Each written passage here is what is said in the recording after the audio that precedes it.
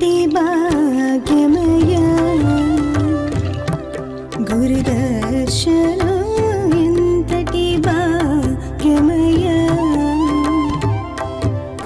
సర్వము గురువుమయము సర్వము గురువుమయము భవరోగ వైద్యుడతడని తెలియుము సకల విద్యల నిలయము దక్షిణామూర్తి అతడని తెలియుము మూగవాని మాటను శ్రోతలు కోటలు దాటింతురు గురు కృపా సిద్ధితోనే నేనెంత ఆనందముందినానో. శ్రీ పూర్ణానంద పల్లపోతుల పుల్లయార్యుల శత జయంతి ఉత్సవాల తరువాత నిర్వహిస్తున్న రిఫ్రెషర్ కోర్సులో 3వ రోజుకు చేరుకున్నాం. 3వ రోజు ఉదయం 10 గంటలకు మొదలవ్వాల్సినటువంటి సత్సంగం ఈ గ్రామంలోని కృష్ణాపురం గ్రామంలో గురు వృద్ధులు శంకరనారాయణ అనేటువంటి గురుతుల్యులైనటువంటి ఒక జ్ఞాన వృద్ధుల్ని కలిసి రావడానికి 20 నిమిషాలు ఆలస్యమైంది. కాబట్టి శ్రోతలు మన్నించాలి. ముందుగా ఈరోజు ప్రశ్నల్ని మొదలు పెడదామా. నేను ఇక్కడ కృష్ణాపురం అచలాశ్రమంలో ఎంతోమంది దగ్గర నా సందేహాలు నివృత్తి చేసుకోవడానికి వచ్చినటువంటి నాకు గత 2 రోజులుగా మీరు మంచి బోధామృతంతో మంచి విందు భోజనం పెట్టారు. నేను చాలా పరమానందంగా ఉన్నాను. ఈరోజు ఉదయమే ఎవరో 2 ప్రశ్నలు అడిగారు, అవి ఉన్నాయి. అదేంటంటే పిపీలిక మార్గము అని అంటారు, ఇంకోటేందో విహంగ మార్గము అని అంటారు. పిపీలిక మార్గము ఎవరికి ఉపయోగకరం, విహంగ మార్గము ఎవరికి ఉపయోగకరం, అసలు 2 మార్గాలు ఏంటి? ఈరోజు ప్రధానమైన ప్రశ్న. ఎవరు అడిగింది అది? లక్ష్మీదేవం గారు, శ్రీమతి కాటమయ్య. ప్రశ్న అడిగిన వారు జ్ఞాన వృద్ధులు శంకరనారాయణ ఇంట్లో వాళ్ళు ఉన్నారు. శ్రీమతి కాటమయ్య దంపతులు అడిగినటువంటి ప్రశ్న ఇది. ఏమనంటే, ఏందో సీమలాగా పోయి ఆ పండు తీసుకునేదాన్ని అంటే పచ్చి వచ్చి గబుక్కుని ఎత్తుకొని పుడుస్తుందంటే అదేందో అది చెప్పేనైనా నాకు ఇది వాళ్ళకి అది పేర్లు కూడా వాళ్ళకి అంటే విన్నారనమాట, ప్రసంగంలో విన్నారు. ఏందో సీమలాగా పోయి పండు లేట్ అవుతుంది కదా నాయన, అదేందో పచ్చి వచ్చి గబుక్కుని ఎత్తుకొని పుడుస్తుందంటే కాబట్టి నాకు అదే అంటే ఆ మార్గం అది అని వారికి అవగాహన కలగాలి కదా. కనుక ఇది వద్దంట సీమలాగా చెప్పాకు, మాకు పక్షి వచ్చి గుబుక్కుని ఎత్తుకొని అది చెప్పాయి నాకు అంటారు. దాన్ని కొంచెం మనకు చదువు రాని అటువంటి వారి భాషలో కూడా మనం ఎక్స్ప్లెయిన్ చేసి చెప్తాం, అది ప్రయత్నం. కాబట్టి పిపీలిక మార్గము విహంగ మార్గము అని 2 మార్గాలు సాంప్రదాయాలు ఉన్నట్లు ఇప్పుడు నేను ప్రశ్న అది వారు అడిగినప్పటికీ అది నా ప్రశ్నేనండి. మీ అందరిలో నుంచి ప్రశ్నించేది కూడా నేనే కదా నాయన, అది నా ప్రశ్నే. కాబట్టి దానికి సమాధానం ఎట్ట చెప్పాలన్నా కూడా నేను ఒక క్లూ అనుకోబక్కండి. నాకు అనుకూలంగా అడుగుతాను, అప్పుడు మీకు మైక్ ఇస్తాను. నాకు అనుకూలంగా ఎట్లా చేయాలి తెలుసా? పుస్తకంలో ఉండేదిలే, అవధూత స్వామి చెప్పున్నాడు. అవధూత స్వామి సద్గురు భక్తి శతకంలో ఈ 2 మార్గాలు వివరించారు. ఆ పద్యాలు ఉపయోగించడం, ఆ కందార్థం తీసుకురావడం, ఇదంతా నాకు నేనే చదువుకోగలను. నాకు ఎట్ట కావాలంటే పిపీలిక మార్గం ఎటువంటి వారికి అనుసరణీయము, ప్రశ్న నెంబర్ 1. విహంగ మార్గము ఎటువంటి వారికి అనుసరణీయము, ఏది మంచిది, అసలు 2 మార్గాలంటే ఏంటి అనేది సూచన అయిన వారు, గురు సూచన అయిన వారు, నిన్న శ్రీధర్ గారి దగ్గర నేర్చుకున్న విషయం, గురు సూచన అయిన వారు వారి వారి అనుభవాన్ని కందార్థం కందపద్యాలు శ్లోకాలు ఉపయోగించకుండా మీరు చెప్పిన బోధకి మీరు సందేహ నివృత్తి చేస్తారు. నేను సంశయం అడిగాను, నాకు సంశయ నివృత్తి చేసేటప్పుడు నా సంశయం తీరడానికి ఒక ఉపకారంగా ఒక ఉపయోగంగా కందార్థమో శ్లోకమో ఉపయోగించండి, పర్వాలేదు. కానీ ఈ కందార్థానికి ఆ కందార్థం జాయింట్ వేసుకొని పోయి పేరు పోకుండా అప్పుడు ఏం చేస్తుంది, మిగతా వాళ్ళు ఇంకోటి చెప్తారు, అట్లా గలవైపోతారు. కాబట్టి పిపీలిక మార్గం అంటే ఏంటి, విహంగ మార్గం అంటే ఏంటి, ఇంతకీ ఈ 2కి తేడా ఏంటి, ఎవరికి ఏది అనుసరణీయం, ఎవరు చెప్తారు? ప్రశ్న.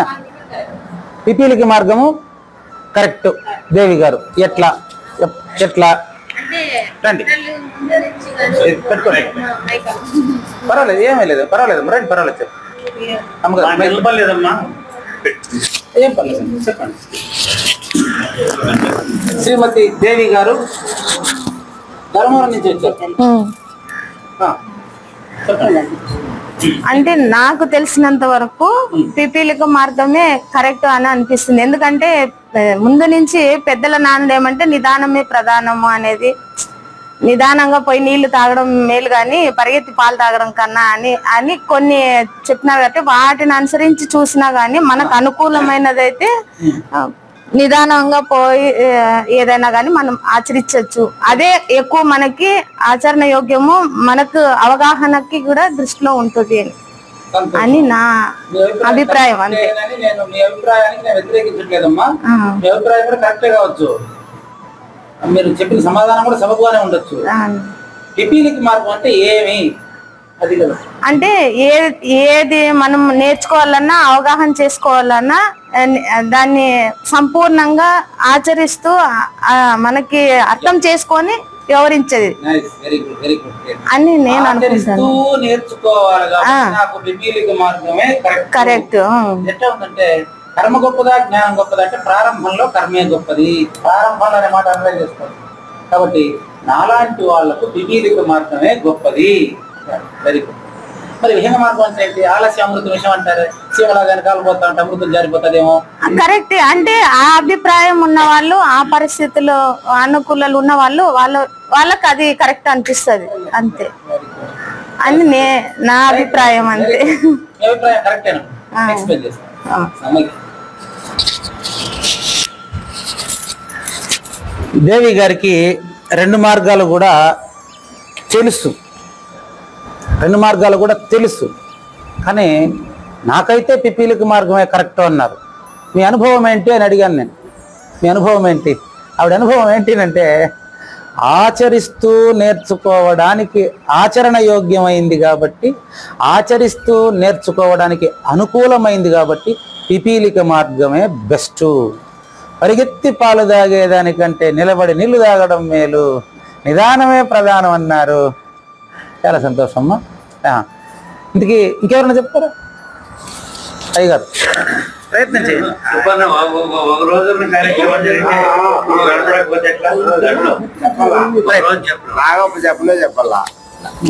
ఏం చెప్తా పిపీలిక మార్గమా విహంగ మార్గమా ఏది గొప్పది ఎట్లా?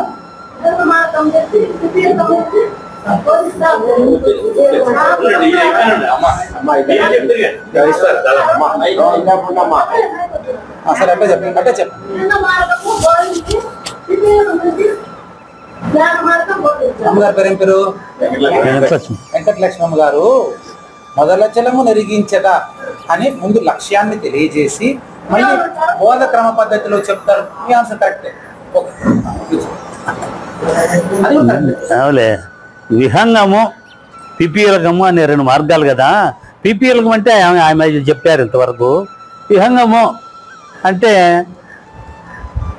అట్లే ఉపమానానికి పక్షి లేచిపోయి ఆ పండును తింటుంది, కానీ చీమ కింద నుంచి పోయి ఆడికి పోయాలకు ఎన్నో అవరోధాలు రావచ్చు, అది పడిపోతుంది, కష్టము. విహంగమే బెస్ట్ అని కొందరు అభిప్రాయము. విహంగము అంటే డైరెక్ట్గా గురువు నుంచి చేర్చుకొని ఉంటాయి, గురువు ద్వారానే కదా, ఇంకో రకం కాదు కదా.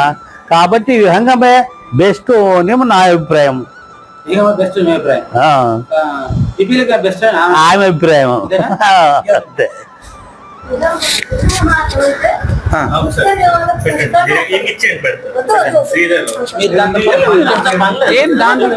తప్పేం లేదు అంతే. విహంగ మార్గం అయితే గురువు సూచన గుర్తెరుగుతానే అర్థమవుతుంది. అర్థమయ్యే వాళ్ళు కొంతమంది పోతాం కదా. ఇది భక్తి మార్గమే ముందు చెప్పి తర్వాత పిపీలిక మార్గం బోధించాలి అనేది వెంకటలక్ష్మి గారి అభిప్రాయం.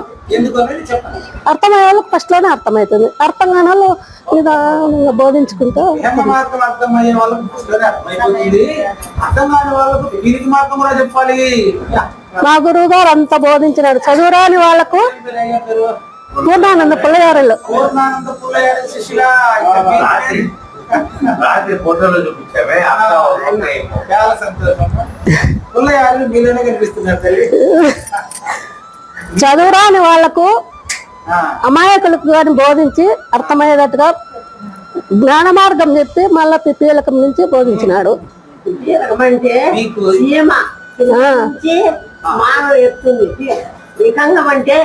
ఈ మాటలో నుంచి ఆ మాటకు సత్యం ఉంటుంది. చాలా సంతోషం. ఇంకెవరన్నా చెప్తారు? చెప్పండి కోనారెడ్డి గారు. పిపీలక మార్గం అంటే సీమ, పిపీలకం అంటే సీమ కదా. ఈ చెట్టు అనే దాన్ని 21,000 సార్లు జపం చేస్తుంది.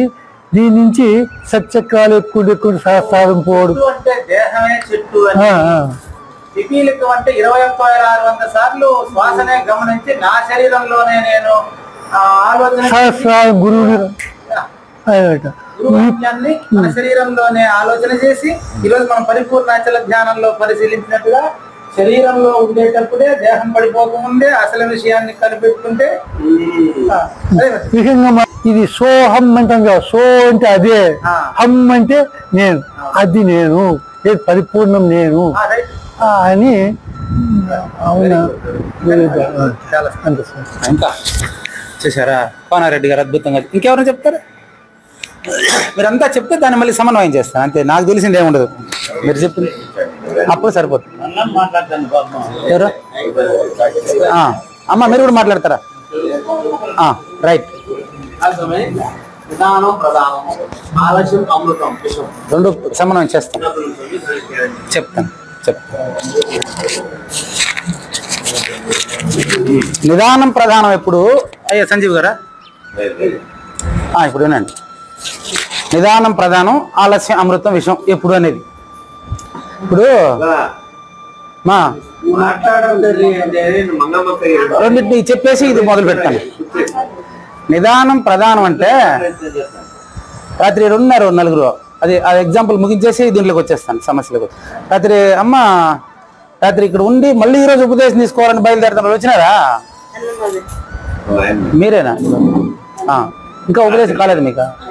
చాలా సంతోషం, మీకు అవుతుంది త్వరలోనే, అదేం ఇబ్బంది లేదు. కానీ నిన్న చెప్తాను, నిదానమే ప్రధానము అంటే ఇప్పుడు ఆమె చెప్పారు, మీరు ఆల్రెడీ మార్గంలోనే ఉన్నారు, మీకు ఉపదేశం అయినా కాకపోయినా మీకు బోధ జరుగుతూనే ఉంటుంది, మీకు త్వరలో ఉపదేశం అవుతుంది, మీకు ఆటోమేటిక్గా తెలియాల్సిందంతా తెలియబడుతుంది. అది మీరేనా? మీరు చెప్పింది నిదానం ప్రధానం, ఆలస్య అమృతం విషయం అంటే నిదానం ప్రధానమే అనేది పాటించడం వల్ల ఇప్పుడు ఆమెకు ఆలస్య అమృతం విషయం అయింది. ఎట్టంటే నిన్న ఇక్కడ మీ గురువు గారు ఈమె అరుంధతి రామకృష్ణ గారి దగ్గర ఒకరికి ఉపదేశం అయిన విషయం మీకు తెలుసా? మీరు ఇక్కడ ఉండేటప్పుడు జరుగుతుందని తెలుసా? గురువు దగ్గర ఉపదేశం తీసుకోవాలనే ఆలోచన మైండ్ లో ఉంటే ఆలస్య అమృతం విషయం వెంటనే పోవాలా. ఓకేనా? అర్జెంటుగా నేను పరిపూర్ణానికి ఇప్పుడే తెలుసుకోవాలంటే నిదానమే ప్రధానం. ఏమ్మా, పరిపూర్ణం నేను ఇప్పుడే తెలుసుకోవాలంటే నిదానమే ప్రధానం అని చెప్తాను. నేను బాగా గమనించండి. నేను ఉపదేశం తీసుకోవాలన్న వద్ద ఆలోచిస్తున్నానంటే అప్పుడేం చెప్తాను? ఆలస్యం అమృత విషయం, త్వరగా ఉపదేశం తీసుకోని చెప్తాను. అమ్మగారు సంతోషం. సందర్భానుసారంగా ఉదాహరణకి ఇప్పుడు ఒక ఆయనకి గుండెపోటు వచ్చింది అనుకోండి, అయ్యా నిదానం ప్రధానం కొంచెంసేపు ఉండండి అంటావా?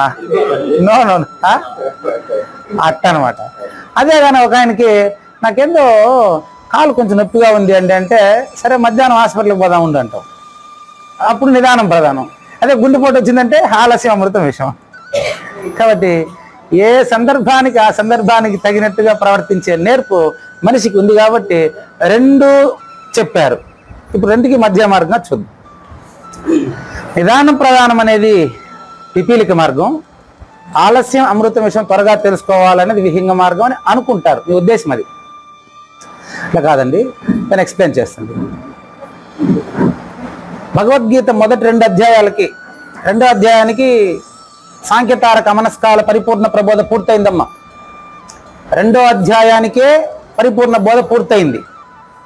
అయితే మళ్ళీ డౌట్ అడుగుతాడు అర్జునుడు. ఏమని డౌట్ అడుగుతాడంటే, సన్యాసం గొప్పదా, కర్మ గొప్పదా, జ్ఞానం గొప్పదా, కర్మ గొప్పదా? పిపీలిక మార్గము అంటే కర్మయోగం. పిపీలిక మార్గం అంటే కర్మయోగం. విహంగ మార్గం అంటే జ్ఞానయోగం. రెండు మార్గాలు కూడా 2వ అధ్యాయంలోనే బోధించబడింది. మళ్ళీ చూడండి, పిపీలిక మార్గం అంటే కర్మయోగం, విహంగ మార్గం అంటే జ్ఞానయోగం. ఎప్పుడు చెప్పారు మనకి ఇది అంటే పిపీలిక మార్గాన్ని, విహంగ మార్గాన్ని. ఇక్కడ మార్గాలు మాత్రమే 2, ఫలితం ఒక్కటే. చాలా ముఖ్యమైన పాయింట్ అమ్మా ఇది. ఇద్దరు పోవాల్సింది ఒకే హాస్పిటలే. గుండెపోటు వచ్చి ఆయన అర్జెంటుగా వెళ్ళిపోవాలి, మోకాలు నొప్పి వచ్చినా నిదానంగా పోయినా పర్వాలేదు, ఇంతే. హాస్పిటల్ ఒకటే. అదేవిధంగా పిపీలిక మార్గమైన విహంగ మార్గమైన లక్ష్యం జన్మరాహిత్యమే. ఈ విషయాన్ని శ్రీకృష్ణ పరమాత్మ ఎట్లా చెప్పాడు అంటే, లోకేస్మిన్ ద్వివిధా నిష్ఠా పురా ప్రోక్తా మయా నఘ జ్ఞానయోగేన సాంఖ్యానాం. విహంగ మార్గం. కర్మయోగేన యోగినా పిపీలిక మార్గం. జ్ఞానయోగము అంటే విహంగ మార్గము, కర్మయోగము అంటే పిపీలిక మార్గం. మార్గాలే 2. పరిపూర్ణంలో ఏ మార్గం ఉండదా? అక్కడ మార్గం లేదు. మళ్ళీ ఇంకో ఉదాహరణ, మీరు చెప్పింది కరెక్టే, ఆమె చెప్పింది కరెక్టే, వాళ్ళ గురువు గారు చెప్పేశారు కాబట్టి మొదలచలము నెరిగించదా, విదితముగా లేని ఎరుక వివరించదా. పరిపూర్ణం అంటే నాయన పుట్టు చావులు లేనిది, స్పష్టంగా చెప్పేశారు. అది తెలుసుకోవాలంటే ఏ మార్గం గొప్పది అంటే నీ దగ్గర ఉండే వాహనాన్ని బట్టి. నీ వాహనం ఇది ఉంది కదా, ఈ వాహనం ఇందులో ఉండే సంస్కారాన్ని బట్టి. ఇప్పుడు క్లియరా?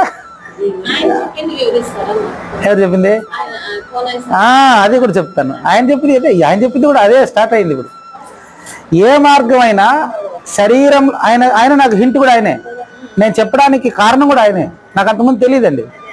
కోనారెడ్డి గారు చెప్పిన సూత్రం ప్రకారం చెప్తున్నా నేను.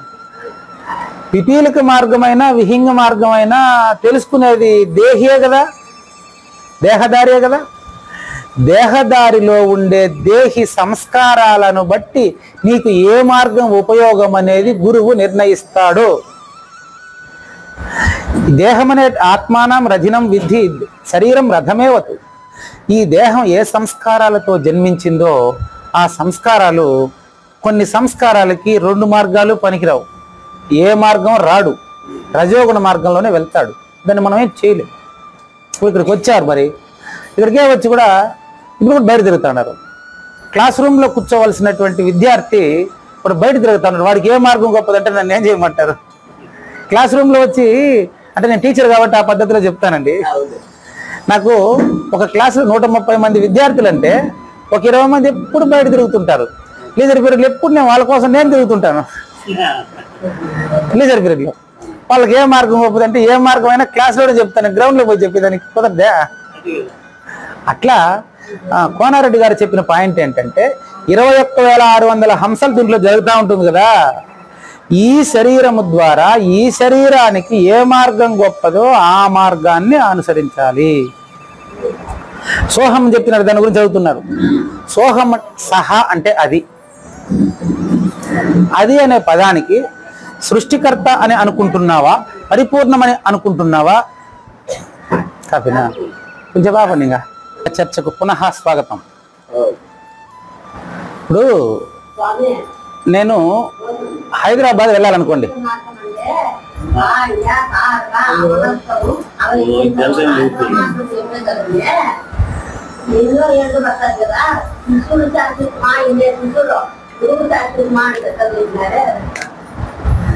చెప్తానమ్మా.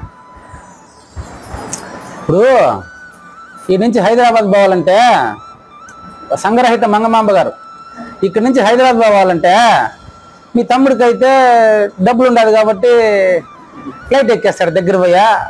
నన్ను హైదరాబాద్ పోమంటే నాకు విహంగ మార్గం ఎట్ట? నేను హైదరాబాద్ పోవాలా? నాకు కూడా హైదరాబాద్ పని ఉంది, ఆయనకు హైదరాబాద్లో పని ఉంది. ఆయనకైతే డబ్బు ఉంది కాబట్టి ఆయన ఫ్లైట్ ఎక్కుతాడండి. నాకు డబ్బు లేని వాళ్ళు ఎట్టు పోవాలా? నేను పోయి రైలు బుక్ చేసుకోవాలమ్మా, నేను కొంచెం లేట్గానే చేరనిలే, ఫోన్లో జన్మలు 4 జన్మలు కానీ అయితే నీకు ఎడ తెలుస్తుంది దాని గురించి కూడా. కాబట్టి చుట్టైనా సులువైన దావాలనే పోతాం మేము. పద్మావతి గారు ఏం చెప్పారంటే నాకు పిపీలికి మార్గమే చాలన్నారు.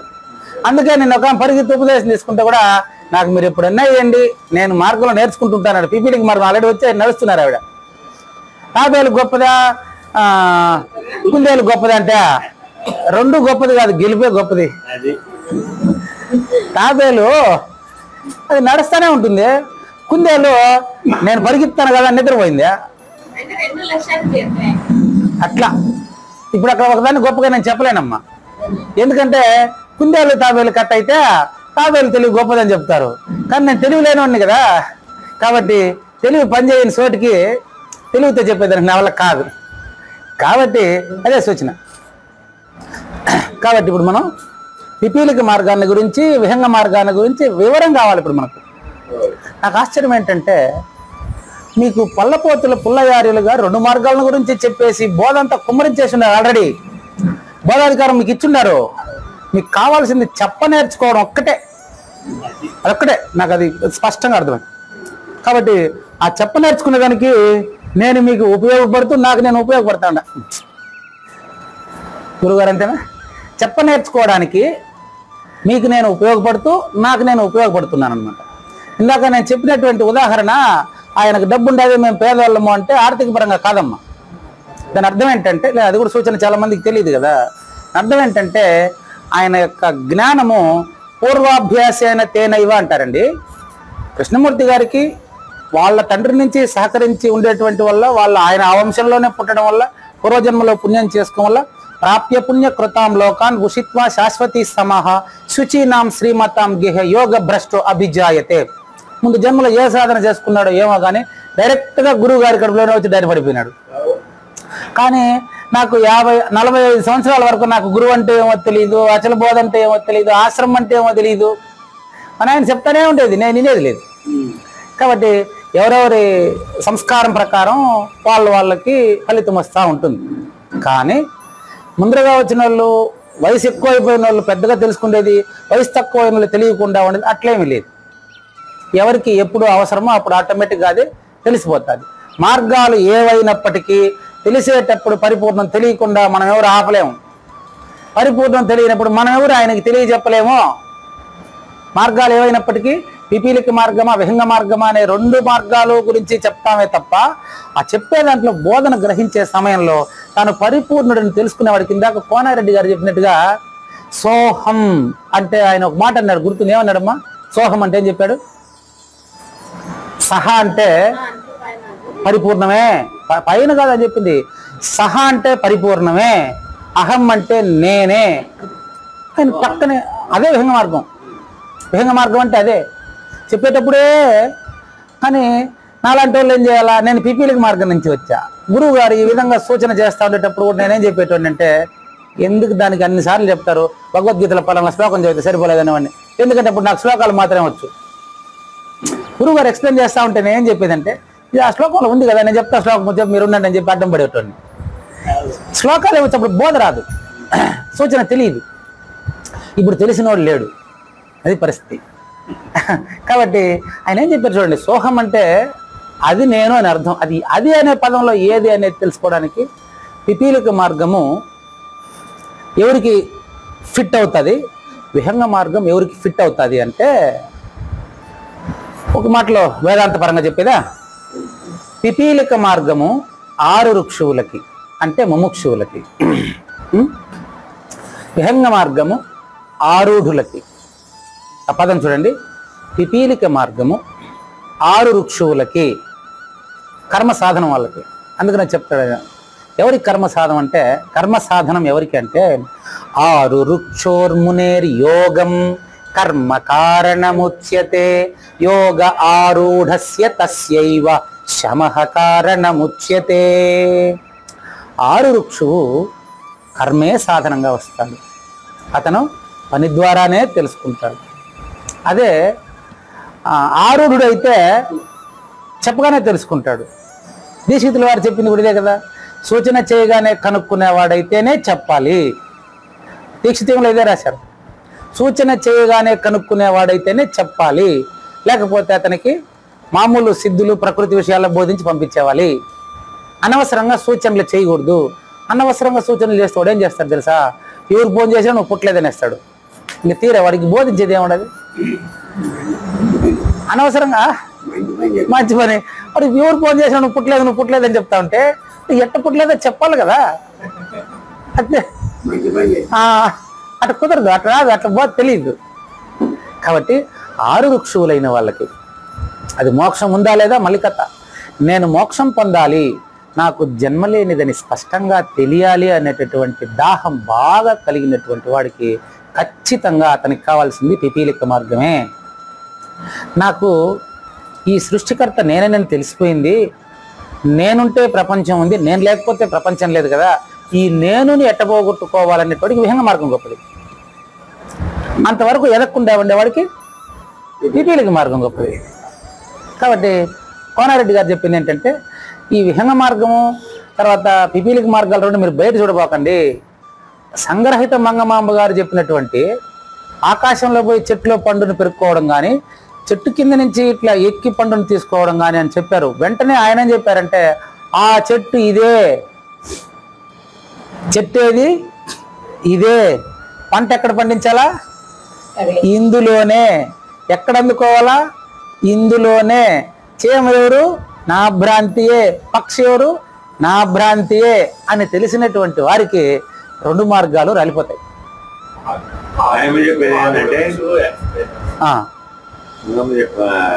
చెప్పేది ఏంటంటే, పిపీలిక మార్గంలో పోయి క్లాసులు మాదిరిగా అక్షరాలు నేర్చుకునేవాడు ఈ కాటి నుంచి పోయి పల్లా పదాల నిర్మాణం, మళ్ళా వాక్యాల నిర్మాణం, మళ్ళా గ్రంథాల కాటికి ఎట్లా పోతాడో అట్లా పోయినోడు పిపీలిక మార్గంలో పోయేవాడు సాంఖ్యము తెలుసుకొని, అమనస్కము తెలుసుకొని, తారకం తెలుసుకొని, మహావాక్య విచారణ తెలుసుకొని అట్లా ఒక్కొక్కటిగా ఒక్కొక్క తరగతితో పోతూ తాను విషయావగాహన అయిపోయిన తర్వాత ఇక వారికి వాళ్ళు ఆఖరుగా అచలం గురించి చెప్పాలి అనేది మామూలు బోధలో ఉంది.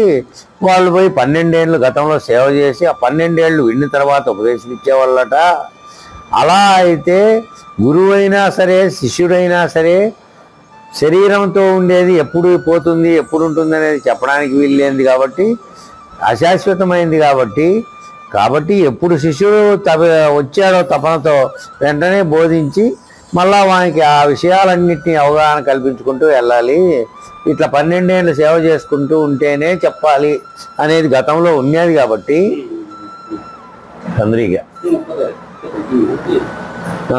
ఆ విధంగా ఉంటే ఈ ఒక్కోసారి అనుకుంటాడు నేను ఉపదేశం పొందాలని, ఇగో ఇవన్నీ నేర్చుకొని ఆయన అంటే ఈలోగా ఇదైతారేమో అశాశ్వతమైన ఈ విధంలో. కాబట్టి కొంచెం అవగాహన కల్పించి చెప్పేయాలి బోధ మళ్ళా క్రమానుగతంగా వాడు నేర్చుకుంటాడు అనేది ఆయన అభిప్రాయం.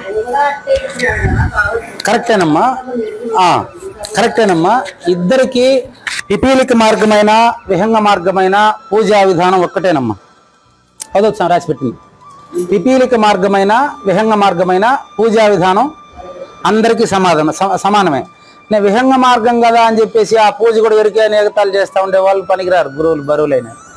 పూజ జరుగుతూ ఉంటే ఇదంతా పిపీలిక మార్గం, నేను విహంగ మార్గం నేను తెలుసుకున్నాను, నాకు ఇదంతా అవసరం లేదని సిలేసి వెళ్ళిపోతాడు. పూజలో బోధ ఉంటుంది, బోధను పూజగా చూడాలి. పూజలో బోధ ఉంటుంది.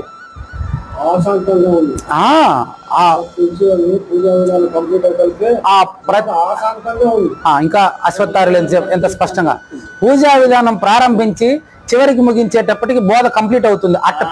అట్లా సెట్ చేసి ఉంటారు పూజని.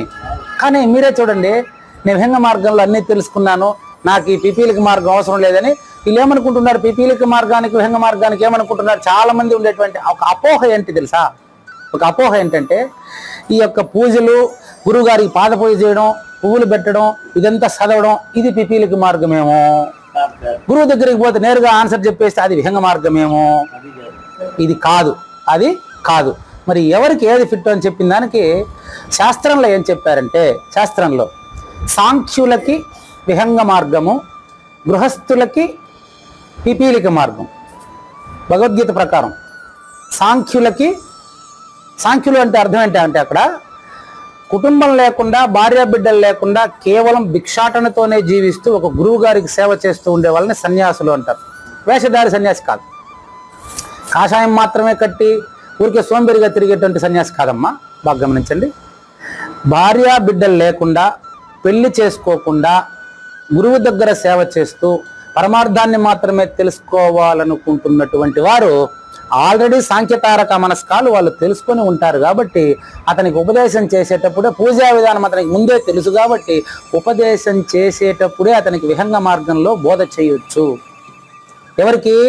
కుటుంబ బాధ్యతలు, కర్మ బాధ్యతలు లేనటువంటి వారికి, పూర్తిగా సన్యాసం తీసుకున్నటువంటి వారికి మాత్రమే విహంగ మార్గము నిర్దేశించబడింది. మిగతా అందరికీ, గృహస్థులందరికీ కూడా ఇందాక మనకు కృష్ణమూర్తి గారు కూడా ఏం చెప్పారంటే, ఆయన ఇక్కడి నుంచి నడిచి వచ్చేది ఇవంతా కర్మ మార్గం కదా. కుటుంబాన్ని పోషించుకుంటూ ఉండే గృహస్థులందరికీ పిపీలిక మార్గమే గొప్పది, అనుమానమేమి లేదు. అంటే మీరు అన్నట్టుగా లేట్ అవుతుంది కదా అని మీరు అనొచ్చు. మీకు ఫలితం స్పష్టంగా ఉండాలనా, త్వరగా వచ్చేయాలనా? ఫలితం స్పష్టంగా ఉండాలి. Safety first, speed next. ఇప్పుడు గమ్యాన్ని చేరడానికి వేగం ప్రధానమా, ఖచ్చితంగా చేరడం ప్రధానమా? వేగం ప్రధానం కాదు, ఖచ్చితంగా చేరడం ప్రధానం. కాబట్టి పరిపూర్ణాన్ని గృహస్థు తెలుసుకోవాలంటే అతనికి పిపీలిక మార్గమే బెస్ట్. అయితే పిపీలిక మార్గము అంటే అర్థం ఏంటంటే, ముందుగా గురువు అంటే ఏంటో అతనికి కొద్దిగా ఆ సత్సాంగత్యం తెలిసి ఉండి అతని కర్మల్లో ఉంటే కూడా నిదానంగా సాంఖ్యము, నువ్వు విహంగ మార్గంలో కూడా సాంఖ్యతారక మనస్కాలు ఉన్నాయి, లేదని ఎవరు చెప్పేది నీకు లేదే? విహంగ మార్గంలో కూడా సాంఖ్యము, తారకము, అమనస్కము ద్వారానే బోధ జరుగుతుంది, ఏదైనా అంతే కదా. అయితే ఈ పిపీలిక మార్గం ఎవరికి అంటే 6 ఋక్షువులకి అని చెప్పాను నేను. 6 ఋక్షువులకి అంటే అర్థం ఏంటంటే, మోక్షం అంటే ఏంటో తెలియదు. మోక్షము అంటే ధర్మార్థ కామ మోక్షముల్లో 4వది మోక్షం. ఆ మోక్షం కాదు. పరిపూర్ణ ప్రబోధలో చతుర్విధ పురుషార్థాల్లో ఉండే మోక్షం ధర్మ, అర్థ, కామ మోక్షాలు. ఆ మోక్షం గురించి కాదు, అపవర్గ మోక్షం. మోక్షము అంటే నువ్వే మోక్ష స్వరూపుడు అని చెప్పేటువంటి మార్గం. చతుర్విధ పురుషార్థాలు ఏం చెప్తాయంటే, దాన్ని తీసుకుంటే ధర్మంగా నడువు, ధర్మంగా డబ్బు సంపాదించు, ధర్మంగా నువ్వు కోరికలను తీర్చుకో, అప్పుడు నీకు మోక్షం వస్తుంది అంటది. ఆ మోక్షం వస్తుంది అనేది ఎట్లాంటిదంటే, మనం బస్సు ఇక్కడికి వచ్చినప్పుడు నేను తెలుసుకున్నట్టుగా కృష్ణాపురం వచ్చింది అంటారు. కృష్ణాపురం రాలే, కృష్ణాపురం దగ్గరికి మనం వచ్చి అట్ట. అదేవిధంగా మోక్షం వస్తుంది అనే పదానికి అర్థం ఏంటంటే, నువ్వే మోక్ష స్వరూపుడు అని తెలియబడతావని చెప్పేది. ధర్మార్థ కామములలో ప్రవర్తిస్తున్నటువంటి వాళ్లకు విహంగ మార్గము, ధర్మార్థ కామములలో ప్రవర్తించలేనటువంటి నాలాంటి గృహస్థులకు పిపీలిక మార్గము. అమ్మ క్లియరా? కాబట్టి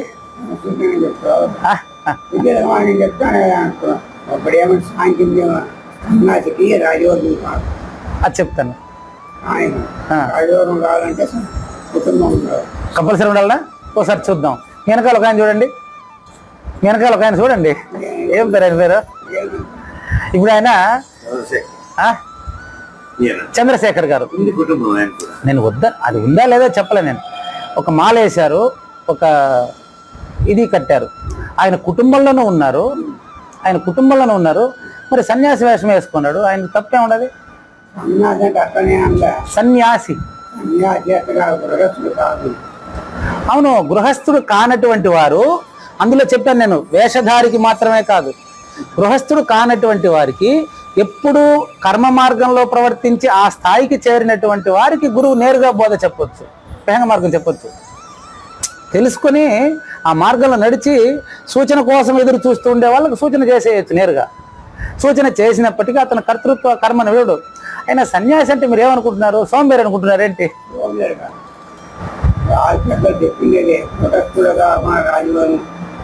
సిద్ధించదే. నేను చెప్పింది కూడా అదే. గృహస్థుడుగా ఉంటే పిపీలిక మార్గం మంచిది. అక్కడ భగవద్గీతలో చెప్పిన మార్గం ఏంటి అంటే వేషధారులకు మాత్రమే కాకుండా కుటుంబము లేకుండా పరమార్థం కోసం వేద పాఠశాలలో వేదాలు ఉపనిషత్తులు చదివేసి ఎప్పుడు అదే పని మీద ఉండి మోక్షం పొందాలని భావిస్తున్న వాళ్ళకు సాంఖ్యతారక మనస్కాలు కరతలామలకమై ఉంటాయి. ఉదాహరణ చెప్తాను, ఎగ్జాంపుల్ కూడా చూపిస్తాను మీకు. నేను పేరవరం, మీ అత్తగారి ఊరు పేరవరంలో గీతా మందిరం అని ఉందండి. గీతా మందిరం, అక్కడ ఆయన పేరు సత్యానందగిరి. కాషాయ వస్త్రాలు ధరించి గీతా మందిరానికి ఆయన కార్యదర్శి, పీఠాధిపతులు. సేమ్ కృష్ణమూర్తి గారు ఇప్పుడు కట్టుకున్నటువంటి రంగు బట్టలను కట్టి ఉంటారు, షర్ట్ వేసుకోరు. పరిపూర్ణ బోధ అద్భుతంగా చెప్తాడు, ప్రూఫ్ మీకు ఒకే మాటలో చెప్పేస్తా. మీరు కాషాయ వస్త్రం కట్టి ఉండే వాళ్ళంతా పరిపూర్ణ బోధకు పనికిరారు అనేటువంటి ఒక ఇది పనికిరాదు మనకు. కాషాయ సన్యాసికి పరిపూర్ణ బోధ పనికిరాదా? రాజయోగికి లేదు లేదు, సమస్య తేవాలి కదా. అన్ని కష్టాలు తెలుసుకొని ఓకే, ఎస్ చెప్తాను నేను, మీకు సింపుల్ గా చెప్తాను. అయ్యా సన్యాసి 2 రకాలండి. సన్యాసి అంటే అది చెప్పేస్తాను మీకు. సన్యాసి అంటే అర్థం ఏంటంటే అన్ని వదిలినవాడు. సన్యాసి అంటే అందరూ ఆయన వదిలేసి ఉంటారు.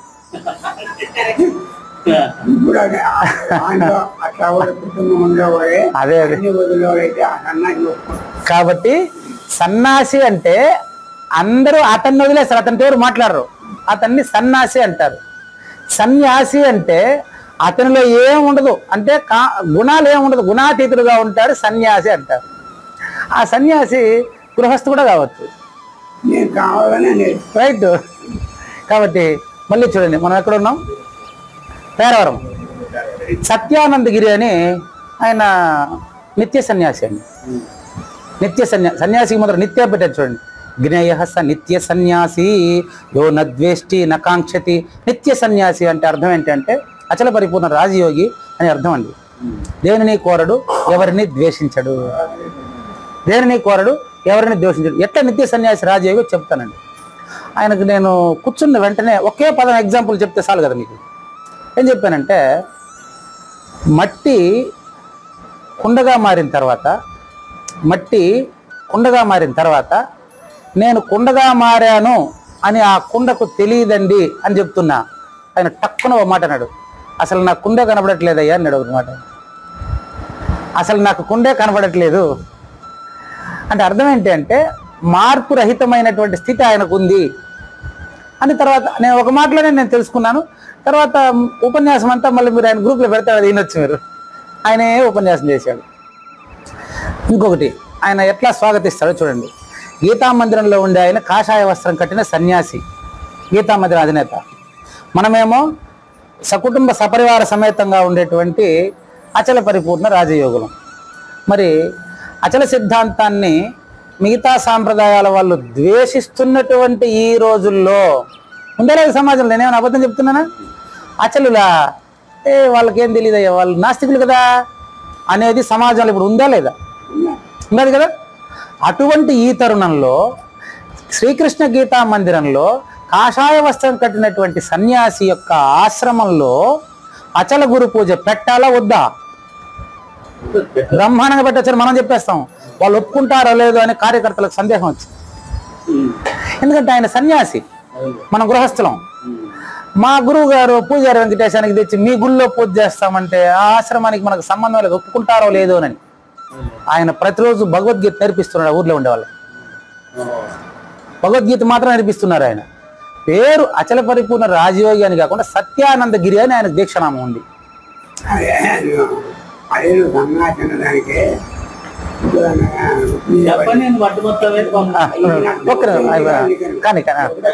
చెప్పండి చెప్పండి.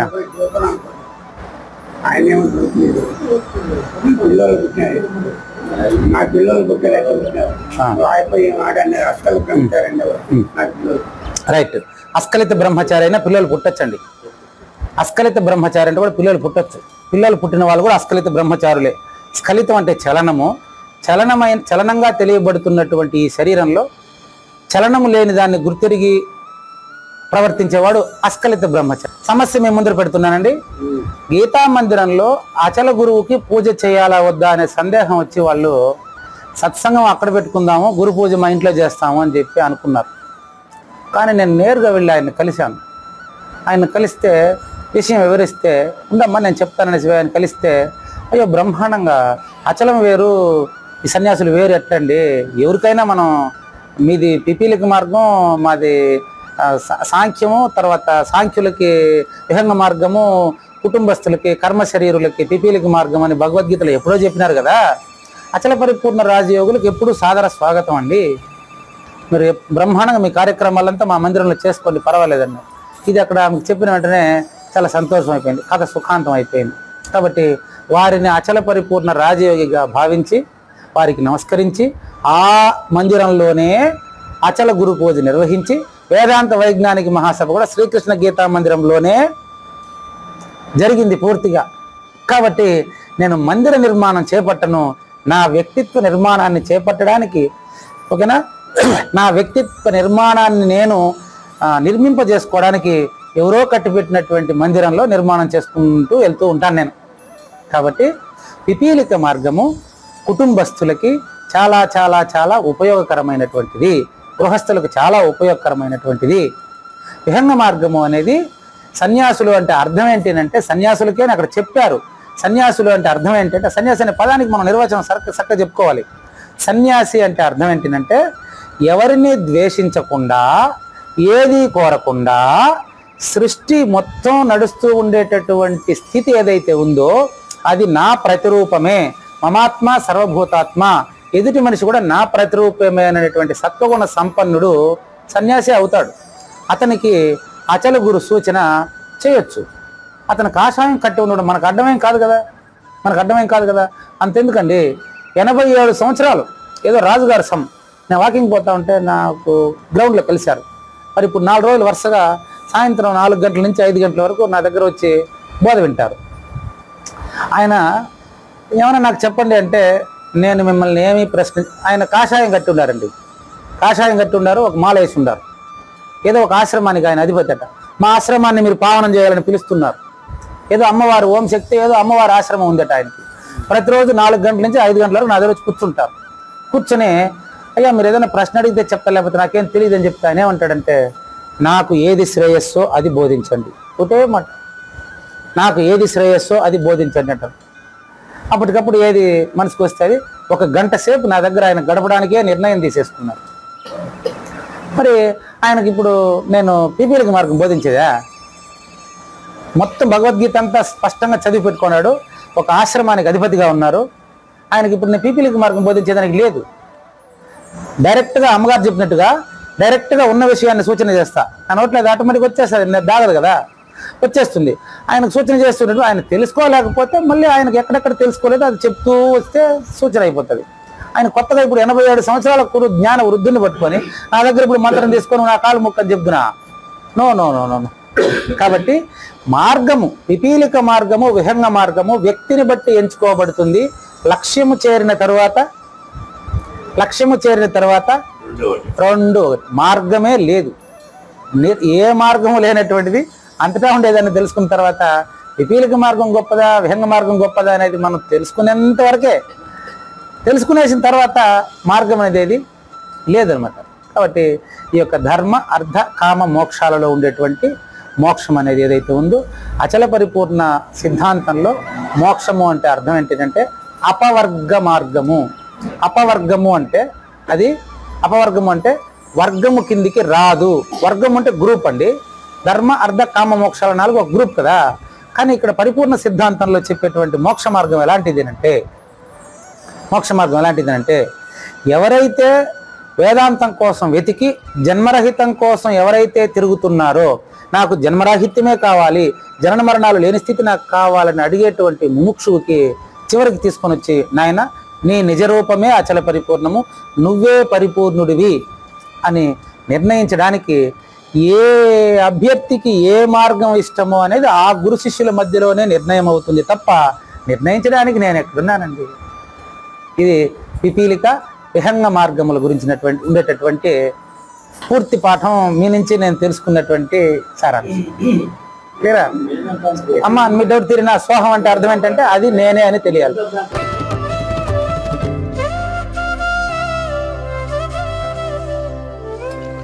ఎంతటి భాగ్యమయ